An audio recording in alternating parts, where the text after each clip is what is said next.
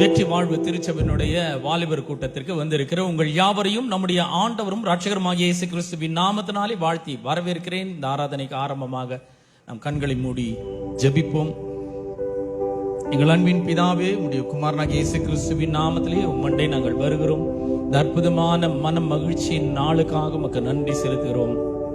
ஆண்டவரே, உம்முடைய வார்த்தையிலே நீ சொல்லியிருக்கிறீர், எங்கே 2-3 பேர் உம்முடைய நாமத்தினாலே கூடி வருகிறார்களோ அங்கே அவர்கள் மத்தியிலே நான் வாசமாய் இருக்கிறேன் என்று சொன்ன தேவன், உம்முடைய வார்த்தையின்படியே எங்கள் மத்தியிலே நீர் இருக்கிறதற்காக உமக்கு நன்றி செலுத்துகிறோம்.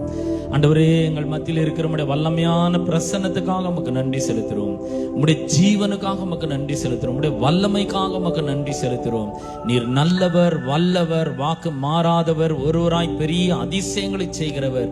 ஆண்டவரே, உமக்கு நன்றி செலுத்துகிறோம். எங்களை நேசிக்கிற தேவன் தகப்பனே, உமக்கு நன்றி செலுத்துகிறோம். ராஜா ஆண்டவரே, இந்த கூட்டத்தை இயேசுவின் நாமத்தினாலே நாங்கள் ஆசீர்வதிக்கிறோம். ஆண்டவரே, உமக்கு நன்றி செலுத்துகிறோம். தகப்பனே, நாங்கள் பாட போகிற பாடல்கள், துதி, ஆராதனை எல்லாம் நீர் ஆண்டவரை அங்கீகரிக்கும்படியாய் நாங்கள் ஜெபிக்கிறோம். கர்த்தருடைய வார்த்தை ஆண்டவரே இன்றைக்கு தெளிவோடும் அபிஷேகத்தோடும் வல்லமையோடும் புறப்பட்டு செல்லட்டும். கேட்கிற மக்களுடைய இருதயத்திலே என்றென்றைக்குமான மாற்றத்தை ஏற்படுத்தட்டும் என்று நாங்கள் ஜெபிக்கிறோம். தொடர்ந்து எங்களை ஆசீர்வதியும். துதி, கன, மகிமை எல்லாவற்றையும் ஒருவருக்கே நாங்கள் செலுத்துகிறோம். இயேசுவின் நாமத்தில் ஜெபிக்கிறோம் பிதாவே, ஆமென், ஆமென். நம்ம ஒரு பாடலை பாடி கர்த்தரை மகிமைப்படுத்துவோம்.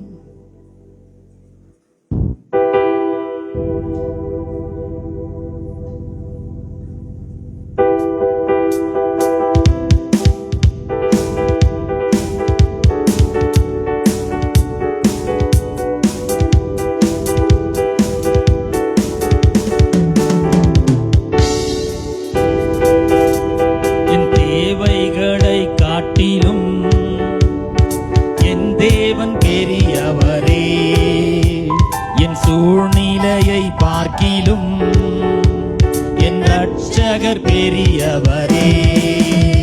என் தேவைகளை காட்டிலும் என் தேவன் பெரியவரே.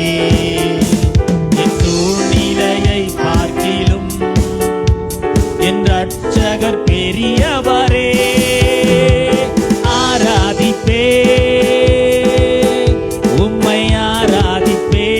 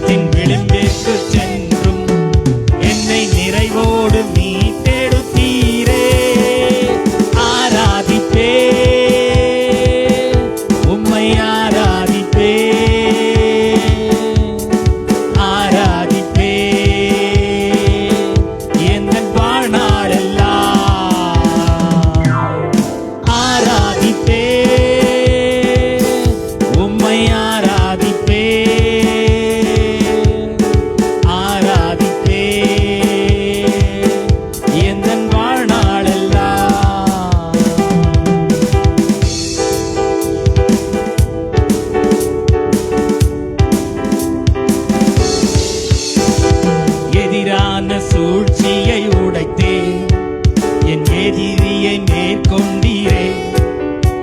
நான் தலை குனிந்த இடத்தில் எல்லாம் என் தலை உயர்த்தி வைத்தீரே. எதிரான சூழ்ச்சியை உடைத்தே என் எதிரியை மேற்கொண்டீரே. நான் தலை குனிந்த இடத்தில் எல்லாம் என் தலை உயர்த்தி வைத்தீரே.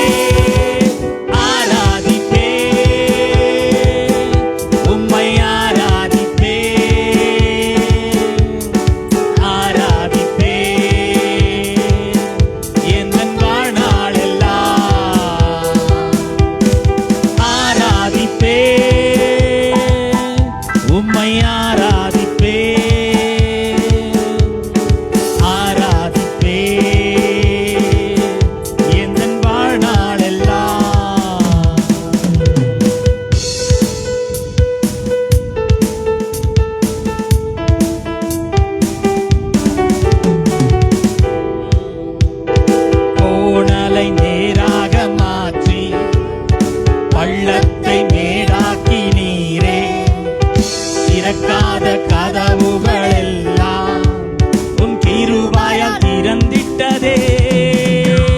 கோணலை நேராக மாற்றி பள்ளத்தை மேடாக்கி நீரே.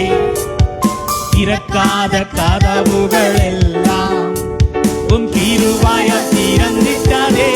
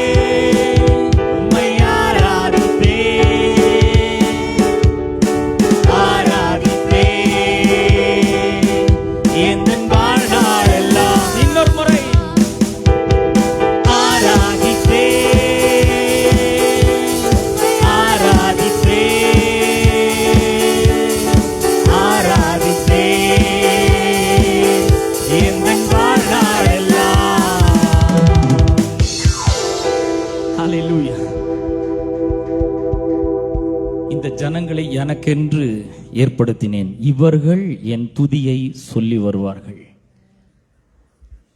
தேவன் மனிதனை உண்டாக்கினதனுடைய மிக உன்னதமான நோக்கமே நாம் அவரை ஆராதிக்க வேண்டும், அன்பு கூற வேண்டும். அதுதான் அவருடைய நோக்கம். அவர் பல அற்புதங்களை செய்கிற தேவனாய் இருக்கிறார். அவர் அதிசயங்களை செய்கிற ஒரு தேவனாய் அவர் இருக்கிறார். தண்ணீரை திராட்சை ரசமாக மாற்றுகிறார். சுவையே இல்லை, வெறும் தண்ணீர், ஆனா சுவை மிகுந்த திராட்சை ரசமாக அதை மாற்றுகிறார். பிரியமானவர்களே, நான் உங்களுக்கு சொல்லுகிறேன், சுவையற்ற வாழ்க்கை, எதிர்பாராத பல அதிசயங்களை என்னோட வாழ்க்கையில் அவர் வச்சிருக்கிறார், செய்து கொண்டே வருகிறார். நான் சொல்றேன், இயேசு கிறிஸ்து நம்முடைய வாழ்க்கையின் ஆண்டவராக ரட்சகராக இருப்பாருன்னு சொன்னா உங்களுக்கு வாழ்க்கை ரொம்ப த்ரில்லிங்கா இருக்கும். நம்ம நினைக்கிறோம் வாழ்க்கை இந்த உலக பிரகாரமா வாழ்ந்தாதான் ரொம்ப த்ரில்லிங்கு, குடிக்கிறதுலாம் த்ரில்லிங்கு, மற்ற காரியங்கள்ல தான் த்ரில்லிங்கு நம்ம நினைக்கிறோம். இல்லைங்க, ஆண்டவரை நேசிக்கிற மாதிரி த்ரில்லிங் வேற எதுவுமே கிடையாது. ஆமீன். அவர் நமக்காக அற்புதமான காரியங்களை செய்கிறார். எதிரான சூழ்ச்சிகளை எல்லாம் அவர் முறியடிக்கிற ஒரு தேவனா இருக்கிறார். அப்போஸ்தலனாகிய பவுலை கொலை செய்யும்படி சதி ஆலோசனை செய்கிறார்கள். கர்த்தர் எல்லாவற்றையும் முறியடித்து மனிதர்களுடைய தயவை பவுலுக்கு கிடைக்கும்படி செய்கிறார். அவனை தப்புவிக்கிறார். எவ்வளோ அற்புதங்களை தேவன் செய்கிறார். அது மாத்திரமல்ல, நம்முடைய தலை குனிகிற இடத்துல, எந்த இடத்துல நம்ம தலை குனிதோம் அந்த இடத்திலேயே கர்த்தர் நம்முடைய தலையை உயர்த்துகிறவராக இருக்கிறார். ஆமென். 3ஆம் சங்கீதம் 3ஆம் வசனம் சொல்கிறது, ஆனாலும் கர்த்தாவே நீரே என் மகிமையும் கேடகமும் மகிமையும், என் தலையை உயர்த்துகிறவருமாய் இருக்கிறீர். அவமானம் எல்லாம் அவர் ஏற்றுக்கொண்டார். நமக்கு ஒரு தலை நிமிர்வை கொடுத்திருக்கிறார். ஆமென். நாம் எல்லாரும் இன்னொரு பாடலை பாடி கர்த்தரை மேம்படுத்துவோம்.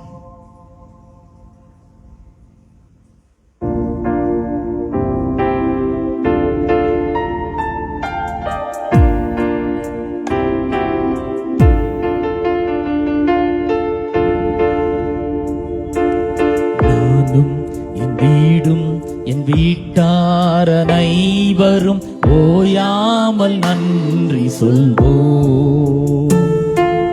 நானும் என் வீடும் என் வீட்டார் அனைவரும் ஓயாமல் நன்றி சொல்வோம்.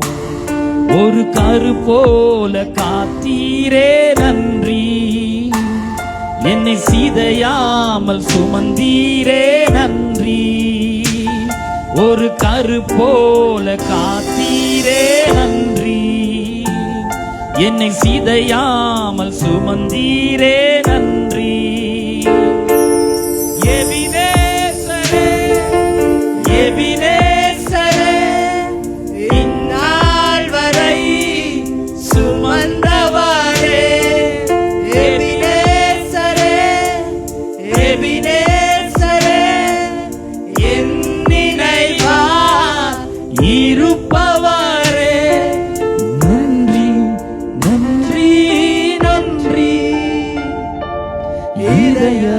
இதயத்தில் சுமந்தீரே நன்றி நன்றி நன்றி நன்றி. கரு போல சுமந்தீரே நன்றி.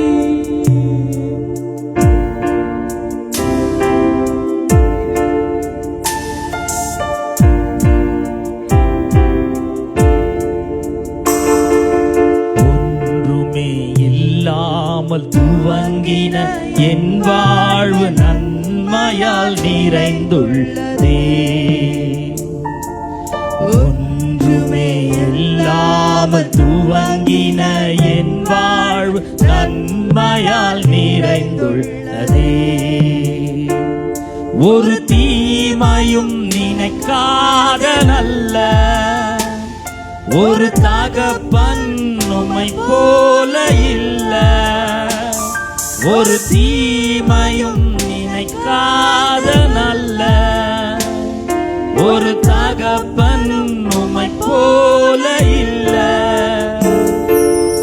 எபினேசரே எபினேசரே இந்நாள் வரை சுமந்தவரே. எபினேசரே எபினேசரே என் நினைவா இருப்பவரே. நன்றி நன்றி நன்றி. இதயத்தில் சுமந்தீரே நன்றி நன்றி நன்றி நன்றி. கரு போல சுமந்தீரே நன்றி.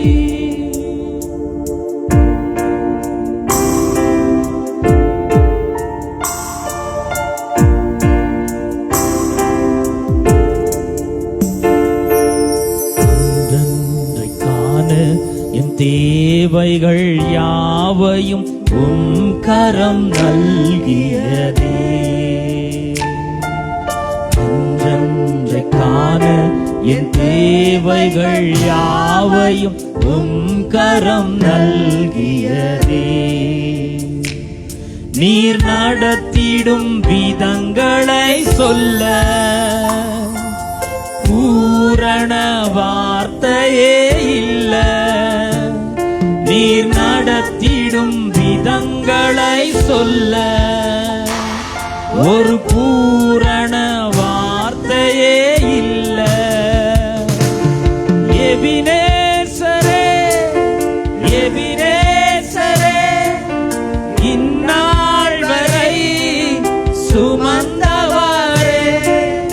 எபினேசரே எபினேசரே என் நினைவா இருப்பவரே. நன்றி நன்றி நன்றி. இதயத்தில் சுமந்தீரே நன்றி நன்றி நன்றி நன்றி. கரு போல சுமந்தீரே நன்றி.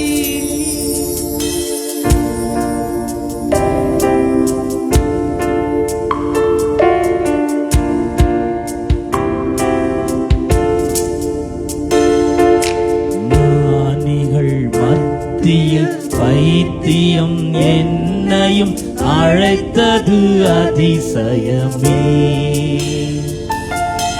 ஞானிகள் மத்தியில் பைத்தியம் என்னையும் அழைத்தது அதிசயமே. நான் இதற்கான பாத்திரம் அல்ல. இது கிருபையே வேறொன்றுமில்ல. நான் இதற்கான பாத்திரம் அல்ல. இது கிருபையே வேறொன்றுமில்ல. எபினேசரே எபினேசரே இந்நாள் வரை சுமந்தவரே. எபினேசரே எபினேசரே என் நினைவா இருப்பவரே. நன்றி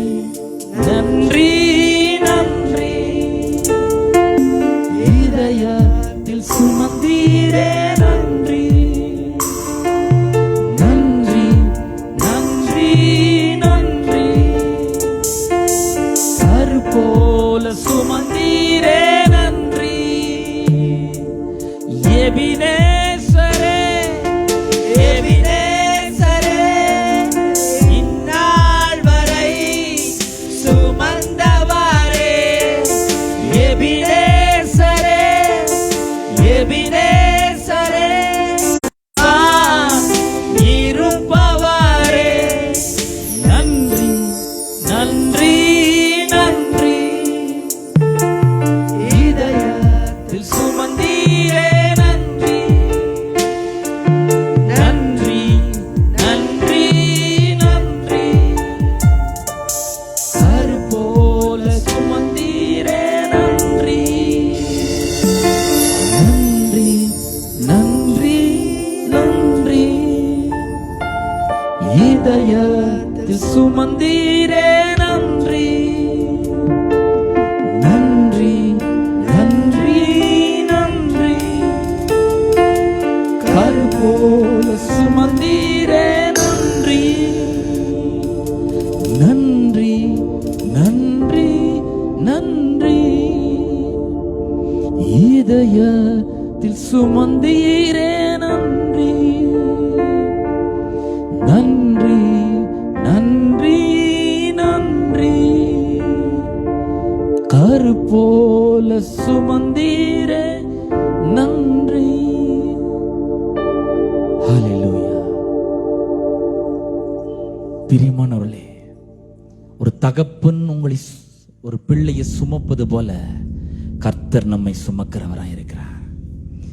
ஒரு தாய் தேற்றுகிறது போல ஆண்டவர் நம்மை தேற்றுகிறவராய் இருக்கிறார்.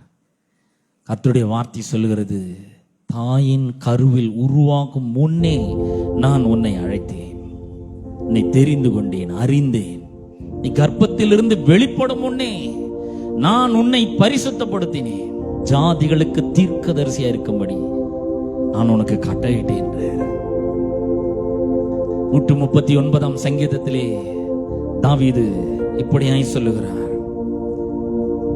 உம்முடைய கருவை, என்னுடைய கருவை உம்முடைய கண்கள் கண்டது. இந்த எலும்புகளாம் உருவேற்படும் நாள் முதற்கொண்டு உம்முடைய புஸ்தகத்திலே எழுதப்பட்டிருக்கிறது. நான் பிரமிக்கத்தக்க அதிசயமாய் உருவாக்கப்பட்ட போது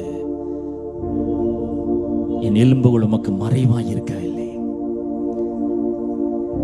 நாம நினைக்கிறோம், நம்ம சர்ச்சுக்கு வந்தா, கர்த்தருக்கு காணிக்க கொடுத்தா, பரிசுத்தமா வாழ்ந்தா, நீதியான ஒரு வாழ்க்கை வாழ்ந்தா, ஒரு கிறிஸ்தவ வாழ்க்கை வாழ்ந்தா கர்த்தருக்கு ஏதோ உதவி செய்யறோம்னு நினைக்கிறோம். இல்லைங்க, நாம பிறக்கிறதுக்கு முன்னாடியே, தாயின் கருவில உருவாகிறதுக்கு முன்னாடியே, அந்த சின்ன செல்ல இருக்கும் பொழுதே கர்த்தர் நம்மளை நேசிச்சார், நம்மளை கழுவிட்டார், நம்மளை சுத்தமாக்கிட்டாரு, நம்மளை தெரிந்து கொண்டார், நம்மை அறிந்து கொண்டார். ஹல்லேலூயா. அங்கேயே அவர் நம்மளை காப்பாற்றுகிற தேவனா இருக்கிறார். அங்க அவர் காப்பாற்றலன்னா நம்ம எப்படி வந்திருக்க முடியும்? கருவில் இருக்கும் பொழுதே அவர் நம்மை காப்பாற்றுகிற ஒரு தேவனா இருக்கிறார்.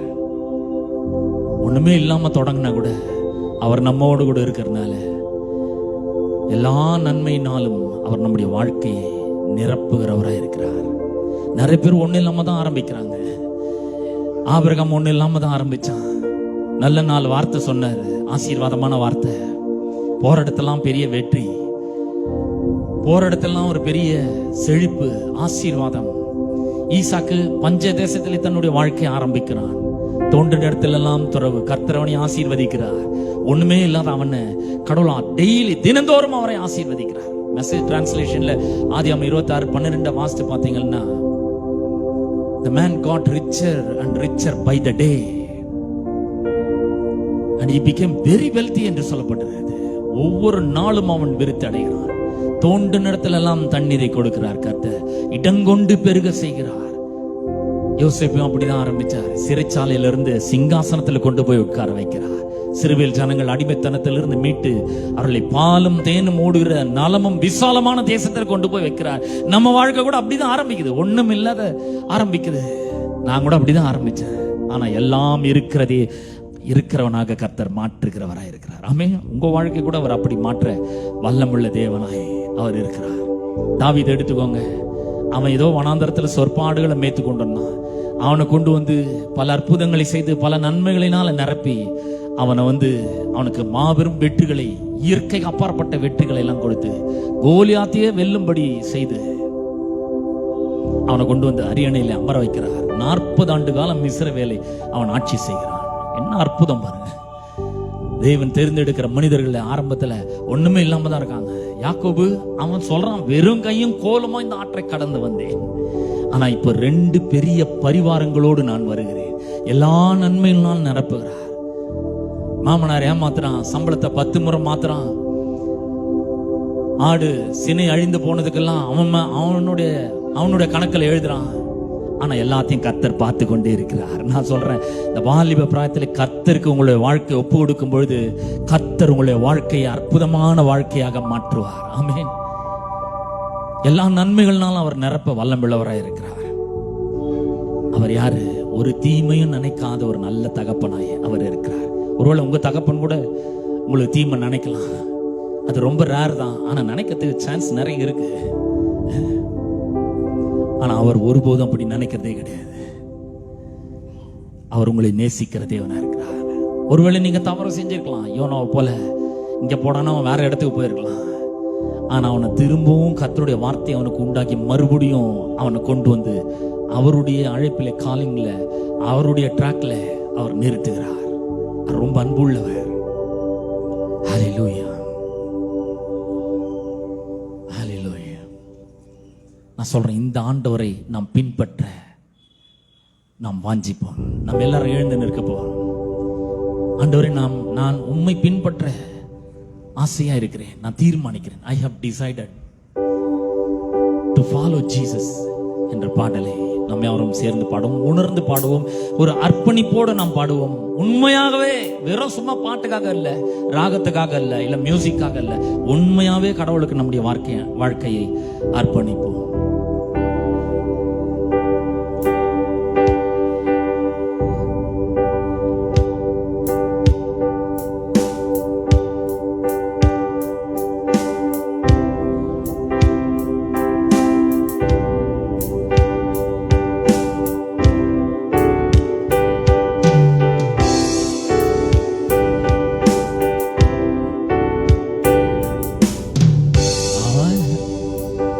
I have decided.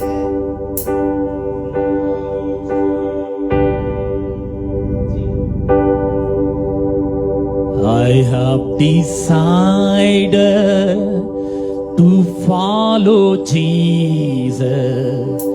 I have decided to follow Jesus. I have decided to follow Jesus. No turning back, no turning back, no turning back, no turning back. பிரியமானவர்களே, ஒரு தகப்பனுக்கு 2 குமாரர் இருந்தார்கள். அதுல இளையவன் வந்து தகப்பன் இடத்துல கேட்கணும், ஆஸ்தியிலே என்னோட பங்கை எனக்கு பிரிச்சு கொடுங்க. தகப்பன் அவனை ரொம்ப நேசிச்சதுனால ஆஸ்தியில அந்த பங்கை பிரிச்சு கொடுக்கிறார். இந்த இளைய குமாரன் அந்த ஆஸ்தியெல்லாம் எடுத்துக்கொண்டு போய் தூர தேசத்துக்கு போய் துன்மார்க்கமாய் ஜீவனம் பண்ணி எல்லா ஆஸ்தியும் அழித்து போட்டான். அதுக்கு பிற்பாடு அவனுக்கு சாப்பாட்டு கூட வழி இல்லாமல் இருக்கும் பொழுது அவன் குறைவுபட தொடங்கின போது அவன் ஒரு குடியான இடத்துல போய் ஒண்டி கொண்டான். அப்படியே ஒட்டிக்கினான். குடியானவன் ஒண்ணும் வேலைக்கு வைக்கல, இவன் போய் ஒட்டிக்கிறான். பன்றிகளை மேய்க்கிற ஒரு வேலை அவனுக்கு கிடைக்குது. அந்த பன்றிகளுக்கு போடுகிற தவிட்டை தின்ன ஆசையா இருக்கிறான். அவன் உட்கார்ந்து யோசிக்கிறான், ஐயோ, என் தகப்பனுடைய வீட்டிலே கூலிக்காரருக்கு கூட திருப்தியான சாப்பாடு இருக்கிறது, ஆனால் நானோ இங்கே கொடிய வேதனைப்படுகிறேன், பசியினாலே வருந்துகிறேன் என்று அவன் யோசிக்கும் பொழுது அவனுக்கு புத்தி தெளிய ஆரம்பிக்கிறது. அவன் புத்தி தெளிந்த பிற்பாடு அவன் சொல்கிறான், நான் எழுந்து என் தகப்பன் இடத்திற்கு போய், தகப்பனே, நான் உமக்கு விரோதமாகவும் பரலோகத்துக்கு விரோதமாகவும் நான் பாவம் செய்தேன். இனி நான் உம்முடைய பிள்ளை என்று சொல்லிக் கொள்வதற்கு நான் பாத்திரன் அல்ல. என்னை உம்முடைய கூலிக்காரரில் ஒருவனாக வைத்துக் கொள்ளும் என்று நான் சொல்ல போகிறேன்னு சொல்லி மனதிலே தீர்மானிக்கிறான். அதைத்தான் நம்ம இங்க பாடலா பாடுறோம். நம்மளை விட ஆண்டவர், அவருடைய மகிமை, அவருடைய பிரசன்னம், அவருடைய சுவாசம், அவருடைய ஜீவன், அவருடைய வல்லமை, அவருடைய மகத்துவம், அவருடைய ஆவியானவர் எல்லாவற்றையும் நம்மை வைத்து உண்டாக்குனார். We were so rich. நாம் பாவம் செய்து எல்லாவற்றையும் இழந்து போய் நின்றோம். நமக்கு புத்தி தெளிகிறது, சுவிசேஷத்தை கேள்விப்படுகிறோம். தகப்பன் ரொம்ப நல்லவர், அப்பா ரொம்ப நல்லவர். எங்க அப்பா வீட்டுல வேலைக்காரங்களுக்கு கூட நல்ல திருப்தியான சாப்பாடு இருக்கு, அவரை நம்புறவங்க எல்லாம் நல்லா இருக்காங்க. நான் ஏன் இவ்வளவு கஷ்டப்படணும்? நான் எழுந்து என் தகப்பன் இடத்துக்கு போவேன்னு சொல்லி he has decided to follow. அதைத்தான் நம்ம இங்க பாடலா பாடுறோம். நாம பாடுவோமா? ஆண்டவரே, நாம மட்டும் நீங்க ஒருவேளை ஆண்டவர்கிட்ட தூரமா போயிருக்கலாம். ஆனா இந்த நேரத்தை உபயோகப்படுத்தி தீர்மானம் பண்ணுங்கள், டிசைட் பண்ணுங்கள். I'm going to follow Jesus. Whatever may come, I want to follow Jesus because He is so good and He is so kind and He will accept me. நான் என்ன தவறு செஞ்சிருந்தாலும் அவர் என்னை ஏற்றுக்கொள்வார். தகப்பன்ட்ட வந்தான் பாருங்க, வந்து சொல்ல ஆரம்பிக்கிறான், தகப்பனேன்றான். ஆனா அதுக்கு முன்னாடியே தகப்பன் போய் அவனுடைய கழுத்தை கட்டி கொண்டு முத்தமிட்டு வேலைக்காரர்களெல்லாம் பார்த்து சொல்றாரு, இவனுக்கு நல்ல வஸ்திரத்தை போடுங்கள், கால்களை பாதரட்சைகளை போடுங்கள், மோதிரத்தை போடுங்கள், கொழுத்த கன்றை அடியுங்கள். என் குமாரன் மரித்தான், ஜீவனோடு அவன் திரும்பி வந்திருக்கிறான். எல்லாரும் இதை கொண்டாட வேண்டும் என்று நான் சொல்றேன். மனம் திரும்புற ஒரு பாவியின் நிமித்தம் பரலோகத்தில் மிகுந்த சந்தோஷம் உண்டாயிருக்கும் என்று வேதம் சொல்கிறது. நம்ம திரும்ப உணர்ந்தவர்களாக நாம் பாடுவோம்.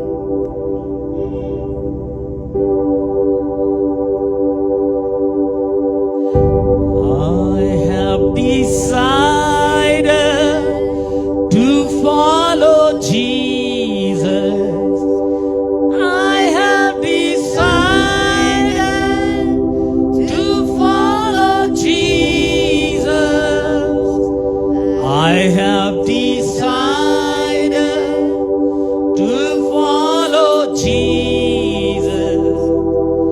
No turning back, no turning back, no turning back, no turning back. இயேசுவின் பின்னே போக துணிந்தே, இயேசுவின் பின்னே போக துணிந்தே, இயேசுவின் பின்னே போக துணிந்தே, பின்னோக்கே நான், பின்னோக்கே நான், பின்னோக்கே நான், பின்னோக்கே நான். பிரியமானவர்களே, அவர் தன் தகப்பனை நோக்கி போனார். இன்றைக்கு நாம் சிலுவையை முன்னாடி வச்சு இந்த சிலுவையை நோக்கி நாம் போக போகிறோம். நாம் சொல்ல போகிறோம், சிலுவையின் முன்னே உலகம் என் பின்னே, சிலுவையின் முன்னே உலகம் என் பின்னே. எல்லாரும் சேர்ந்து சொல்லுவோம், சிலுவையின் முன்னே. எல்லாம் சத்தமா சொல்லுவோம், சிலுவையின் முன்னே உலகம் என் பின்னே, சிலுவையின் முன்னே உலகம் என் பின்னே. உலகத்தின்படி வாழ்றதுக்கு ஏராளமான பேர் இருக்காங்க. ஆனா வேதம் சொல்றது, வாலிபனே, உன் வாலிப பிராயத்திலே உன் சிருஷ்டிகரை நினை, உன் சிருஷ்டிகரை நினைக்கணும். நாம் பாட போகிறோம், சிலுவை என் முன்னே உலகம் என் பின்னே. பாடுவோம்.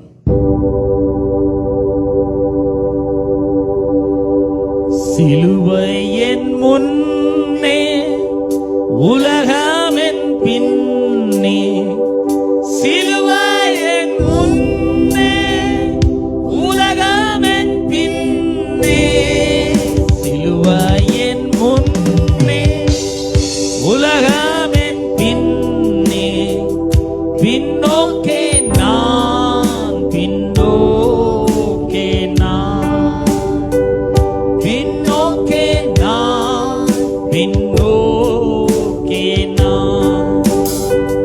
சிலுவையின் முன்னே உலகமென் பின்னே, சிலுவையின் முன்னே உலகமென்.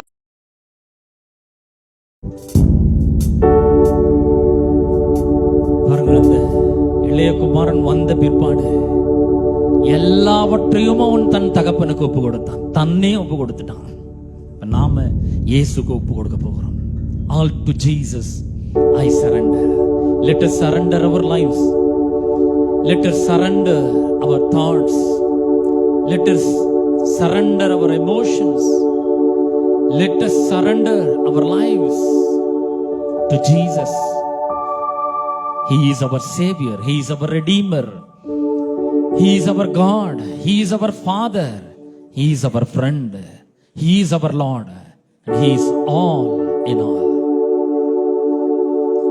All to Jesus I surrender. All to Him I freely give. I will ever love and trust Him in His presence daily. All to Jesus. All to Jesus I surrender. All to Thee I freely give. I will ever love and trust You in Your presence daily live. I surrender all. I surrender all. Let us surrender all. I surrender all. I surrender all to Thee, my blessed Savior. I surrender all. All to Thee, my blessed Savior. I surrender all. Let us surrender our life. I surrender all. I surrender all. I surrender all. I surrender all. Surrender everything to Jesus. All to Thee, my blessed Savior. I surrender all. All to Thee, my blessed Savior. I surrender all. One more time, I surrender all. I surrender all. I surrender all. I surrender all. I surrender all.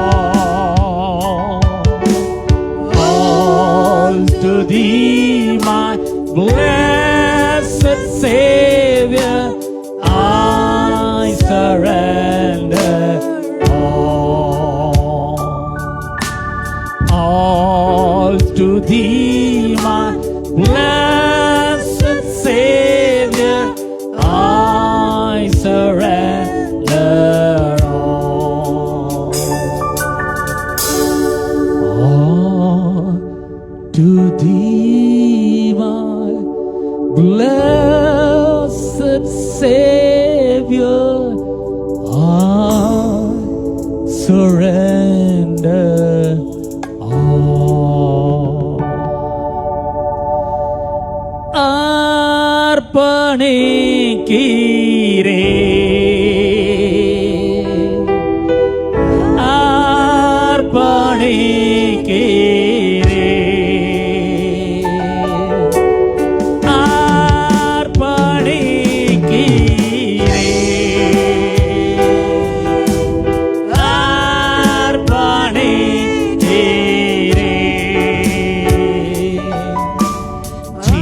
ஜீவன் பல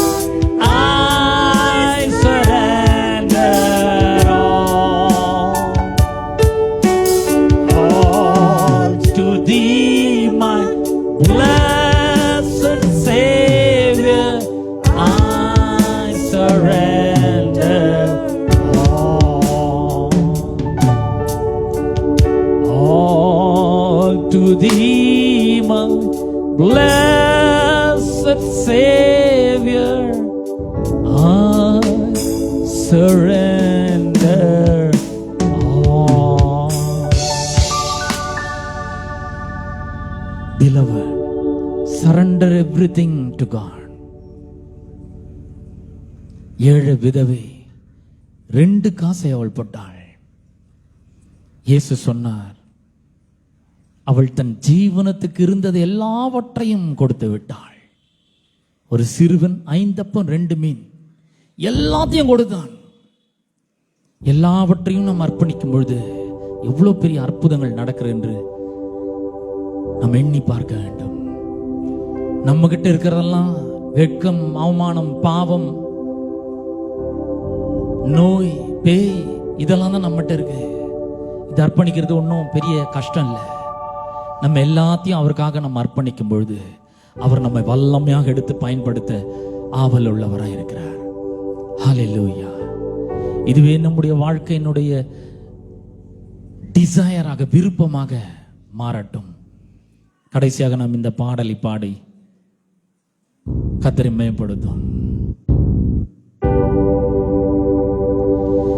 This is my desire to honor you, Lord, with all my heart I worship you.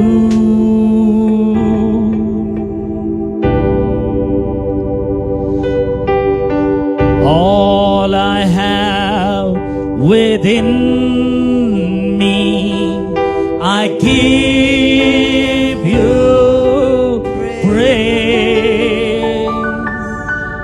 All that I adore is in you. Lord, I give you my heart, I give you my soul. I live for you alone. Every breath that I take, every moment I'm awake. Lord, have your way in me. Lord, I give you my heart, I give you my soul. I live for you alone. Every breath that I take, every moment I'm awake. Lord, have your way in me. Lord, I give you my heart, I give you my soul. I live for you alone.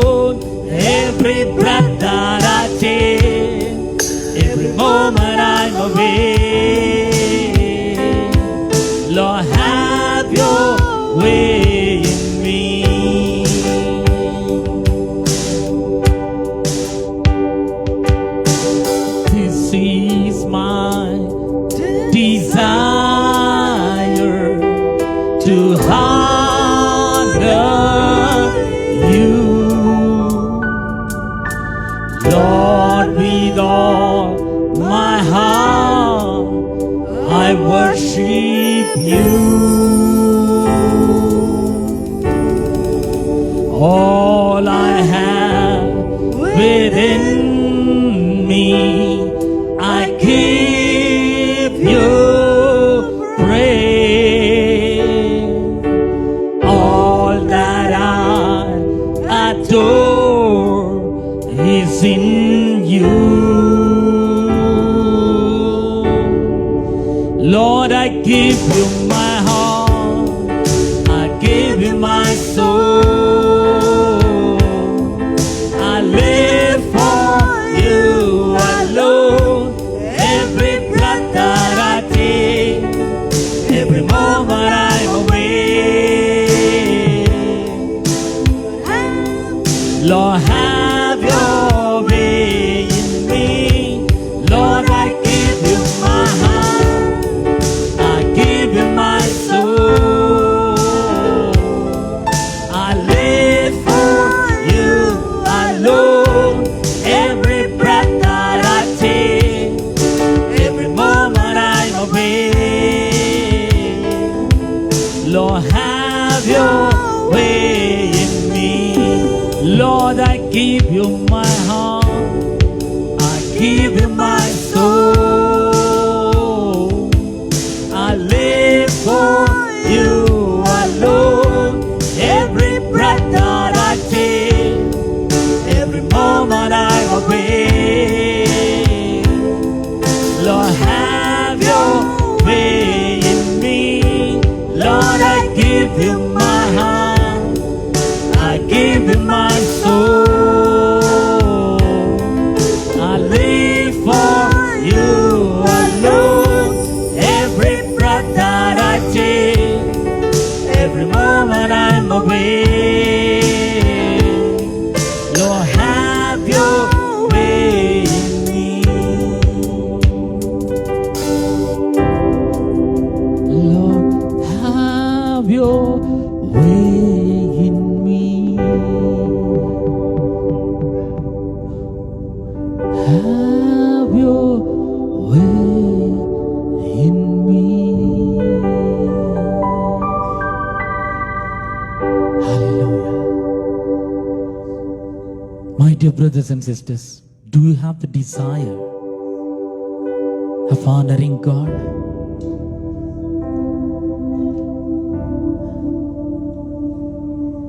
Hallelujah. Till today, we may live for our parents, we may live for our husbands, we may live for our wives, we may live for our children, we may live for our brothers and sisters, we may live for our friends. We love our friends. We have the desire to honor them, our friends. We honor our parents, we like to honor our husbands and wives, life partners. We like to honor our friends, closest friends. But today let us have the desire to honor God.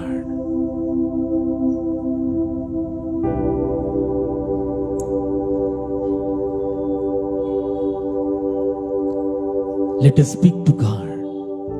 Lord, I give my heart. Until now, I gave my heart to many things, Lord. I gave my heart to my parents. I gave my hearts to my friends. I gave my hearts to many loved ones. I gave my heart to the mobile phone. I gave my heart to TV. But today, this is my desire, Lord. I want to honor you by giving my heart to you. I want to give my soul to you, Lord. Let your thoughts come into my mind. Let your emotions fill my soul, O Lord. Let your burden, let your presence, Let your power fill my soul. Hallelujah.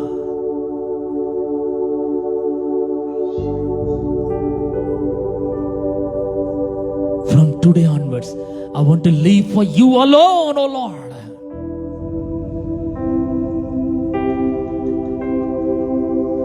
Have your way in me. I'm like a feather in the wind. Let the wind of the Holy Ghost take the feather wherever He wants it to go. I surrender my life. I surrender my heart. I submit my will, emotion, and intellect, Lord. I surrender my soul. Have your way. Let us surrender our hearts and minds. ஆண்டவரே, நீர் விரும்புகிறபடி என்னை நடத்துவீராக. இவ்வளவு நாட்கள் ஆண்டவரே, நான் விரும்பினபடி, என் பெற்றோர் விரும்பினபடி, என் நண்பர்கள் விரும்பினபடி, என்னுடைய உடன் பிறந்தவர்கள் விரும்பினபடி, என் பாஸ்டர் விரும்பினபடி நான் நடந்தேன். ஆனா இன்னைக்கு நான் உண்மை ஹானர் பண்ண விரும்புறேன், உண்மை கனம் பண்ண விரும்புறேன். என் இருதயத்தை கொடுக்கிறது மூலமா, வெறும் வாயின் வார்த்தையில் இல்லாண்டவரே, உண்மையாவே என் இருதயத்தை உமக்கு கொடுக்கிறேன். என்னுடைய சோல், என்னுடைய ஆத்மாவை உம்மிடத்தில் அர்ப்பணிக்கிறேன் ஆண்டவரே. ஒரு இறகு காற்றினால் எப்படி அடித்து செல்லப்படுகிறதோ, இறகு விரும்புற இடத்துல அல்ல, காற்று எப்படி எங்க கொண்டு போகிறதோ அதற்கு இறகு அப்படியே சம்மதிக்கிறது போல ஆண்டவரே, என்னை நீர் நடத்துவீராக. நான் என்ன பேசணும், என்ன பார்க்கணும், என்ன நினைக்கணும், நான் என்ன செய்யணும், எல்லாவற்றையும் நீர் நடத்தும். உம்முடைய ஆவியானவரை நடத்தட்டும் என்று நான் அர்ப்பணிக்கிறேன். முற்றிலுமாய் என்னை ஒப்பு கொடுக்கிறேன். துதி கனம் மகிமை எல்லாவற்றையும் ஒருவருக்கே நான் செலுத்துகிறேன். இயேசுவின் நாமத்தில் ஜெபிக்கிறேன் பிதாவே, ஆமீன், ஆமீன். நாம் உட்காருவோம். கொஞ்ச நேரம் நாம் கர்த்தருடைய வார்த்தையை நாம் தியானிக்க போகிறோம்.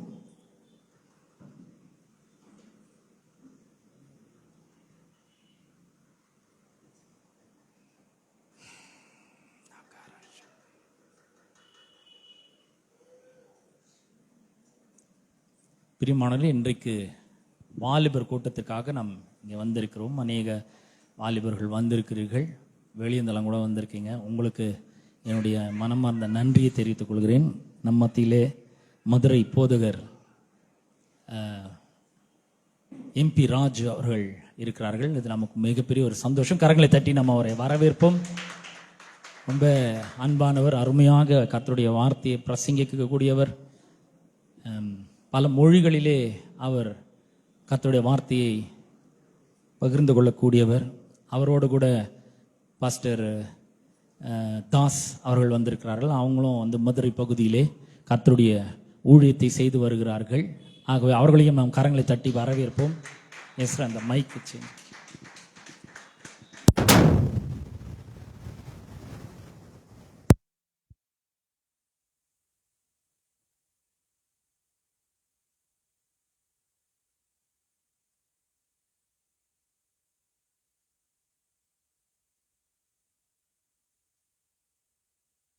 Check check check. அதில் டைரி இருக்கு.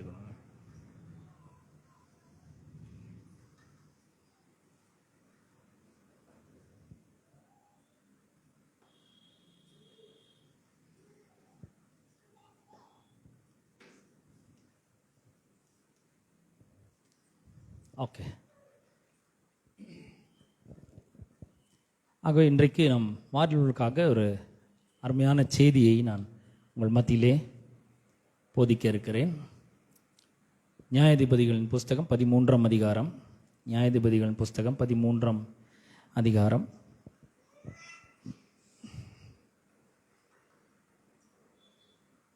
24, 25 ஆகிய வசனங்களை வாசிக்கிறேன். கொஞ்சம் சவுண்ட் ஏற்றுங்க. நியாயாதிபதிகள் 13ஆம் அதிகாரம் 24, 25 வசனங்கள். பின்பு அந்த ஸ்திரீ ஒரு குமாரனை பெற்று அவனுக்கு சிம்சோன் என்று பெயரிட்டாள். அந்த பிள்ளை வளர்ந்தது, கர்த்தர் அவனை ஆசீர்வதித்தார்.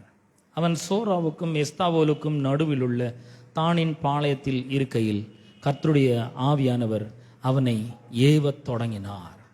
பிரியமானவர்களே, நாம் இந்த வேத பகுதியை வாசித்த வேத பகுதியை நாம் கொஞ்ச நேரம் தியானிக்க போகிறோம். வாசித்த முதல் வசனம் சொல்கிறது, பின்பு அந்த ஸ்திரீ ஒரு குமாரனை பெற்று. பாருங்கள், இந்த சிம்சோனுடைய தாய் இந்த சிம்சோனை கர்ப்பம் தரிக்கிறாள். கர்ப்பம் தரிக்கிறதுக்கு முன்னாடி நீங்கள் பார்த்தீங்கன்னா 1ஆம் வசனத்திலிருந்து நாம் வாசிக்கும் பொழுது, இஸ்ரவேல் புத்திரர் மறுபடியும் கர்த்தரின் பார்வைக்கு பொல்லாப்பானதை செய்தபடியால் கர்த்தர் அவர்களை 40 வருஷம் அளவும் பெலிஸ்தர் கையில் ஒப்பு கொடுத்தார். சிம்சோனை ஒரு பெரிய நோக்கத்திற்காக தேவன் அழைக்கிறார். அவனை ஒரு பெரிய ரட்சகராக அழைக்கிறார். இஸ்ரவேல் ஜனங்களை விடுவிக்கும்படியாக அவனை அழைக்கிறார். அவன் ஒரு பெரிய ஹீரோவா இருக்கும்படி சிம்சோனை அழைக்கிறார். அப்படி அழைக்கும் பொழுது யாருடைய கையில் இருந்தன்னா, பெலிஸ்தருடைய கையிலிருந்து இஸ்ரவேல் ஜனங்களை அவன் விடுவிக்க வேண்டும்.